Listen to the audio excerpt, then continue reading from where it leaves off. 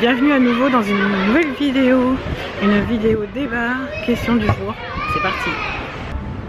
Coucou tout le monde, c'est Iris, bienvenue sur ma chaîne. Aujourd'hui je voulais vous proposer une vidéo one shot, c'est-à-dire filmée en une seule prise, qui ne demande pas de montage et qui va surtout demander de l'interaction.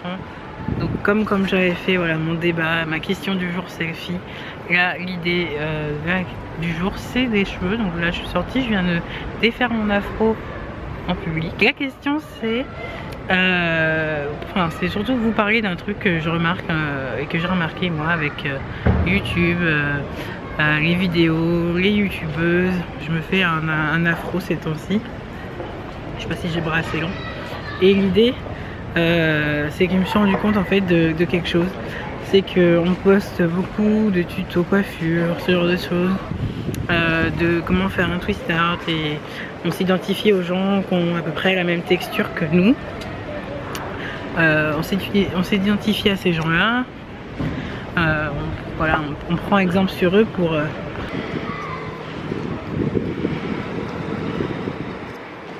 oh merde.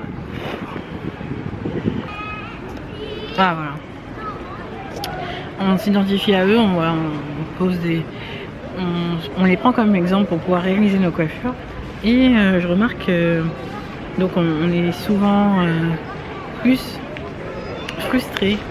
Et j'en parle parce que ça m'est arrivé à moi de penser qu'une fille a le même type de cheveux que moi et qu'elle réalisait ses belles coiffures, et j'ai envie de faire la même chose, de faire ce twist out, d'avoir les mêmes résultats. Et le truc c'est qu'avec moi ça ne marchait pas, ça ne passait pas comme ça. Comme vous voyez dans ma vidéo Twister, peut-être que mon Twister pour vous n'en est pas un ou ne ressemble pas à ce qu'un Twister devrait être, mais c'est comme ça que mes cheveux réagissent. Et le fait de ne pas avoir ce même résultat, à chaque fois ça avait tendance à m'agacer. J'avais l'impression de faire quelque chose de mal, et de mal faire une étape, voilà, de pas avoir peut-être assez bien démêlé, de pas avoir mis le bon produit, et ça cause de la frustration. Et je remarque que les gens ont tendance à suivre les chaînes cheveux, les chaînes beauté qui parlent des cheveux naturels ou défrisés d'ailleurs, pour avoir un repère, mais aussi limite vénérer un type de cheveux. Souvent un cheveu plus bouclé, frisé que crépus, ça c'est un fait. Il y a une raison pour laquelle voilà, moi, les chaînes avec les cheveux plus bouclés ou frisés, du moins aux États-Unis, réussissent mieux que les chaînes où la fille a les cheveux 4C par exemple, donc très crépus et pas du tout bouclés, enfin du moins les boucles se forment pas ensemble.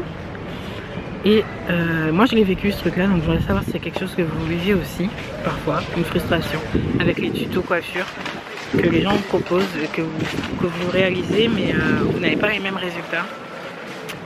Et juste pour vous dire que voilà, le twist art pour moi ça sert à quoi? Ça sert à étirer mes cheveux, peut-être lorsqu'il est un petit peu détendu avec un brushing ou avec le temps. Faire une mise en pli qui prend vraiment la forme de la vanille. C'est le même concept pour le braid out, mais que chez tout le monde ce sera différent. Et que voilà, l'idée derrière ces coiffures, c'est surtout de détendre les cheveux pour éviter voilà, la casse, pour éviter la perte d'hydratation trop rapide, pour éviter que oui bonjour les gens me regardent chelou, se retournent 4 fois parce que je parle à une caméra. C'est très drôle, moi je l'ai fait pour la première fois. Juste pour dire que mes cheveux sont détendus, vont moins s'en mêler, vont être en bonne santé, et que voilà, j'arrête de poursuivre des résultats que j'aurais pas parce que mes cheveux sont plus différents, mes cheveux bouclent beaucoup plus facilement, la boucle est plus difficile à retirer. Et pour d'autres filles qui ont les cheveux crépus, qui ne sont pas bouclés et qui ne boucleront pas, qui auront moins de définition par leur twist out qu'une fille avec les cheveux 3C, voilà, où limite la boucle est déjà faite pour ressembler à une vanille, d'arrêter de se prendre la tête et d'arrêter de trop vénérer un type de cheveux. Je veux des cheveux comme elle, je veux ci comme cheveux, j'espère que quand j'aurai ta longueur mes cheveux seront comme ça. Il faut essayer de sortir de ça, et Et ça c'est quelque chose qui était avant, je trouve bien, c'est-à-dire voir la représentation d'une femme avec les cheveux frisés, les cheveux crépus qu'on voyait pas avant, et montrer que c'est possible d'avoir les cheveux longs, montrer que c'est possible d'avoir les cheveux en bonne santé, montrer qu'on peut faire des coiffures, montrer qu'ils sont versatiles, montrer qu'on peut les lisser, montrer qu'on peut blabla blabla blabla, and so on. Mais au final, je trouve que ça devient plutôt de l'obsession, et ça crée de la frustration parce qu'on n'a pas ce type de cheveux là, et finalement c'est peut-être pas si bien que ça de trop prendre exemple sur les tutos coiffure et des défis, voilà, que les gens proposent, etc. Ça c'était mon point. Donc voilà, maintenant j'aimerais savoir si vous avez déjà ressenti ce genre de choses, de frustration, d'avoir raté une coiffure parce qu'elle ne ressemble pas à celle de la fille. Qui dit que c'est censé être le Saint Graal, le dictionnaire, la façon dont c'est censé être fait, qui dit que on a la réponse, par exemple que mon twist out c'est le twist out originel, comment un twist out devrait être. Moi mon twist out ça ressemble plus à un wash and go étiré, sauf quand j'ai déjà peigné mes cheveux en milieu de semaine et refait un twist out.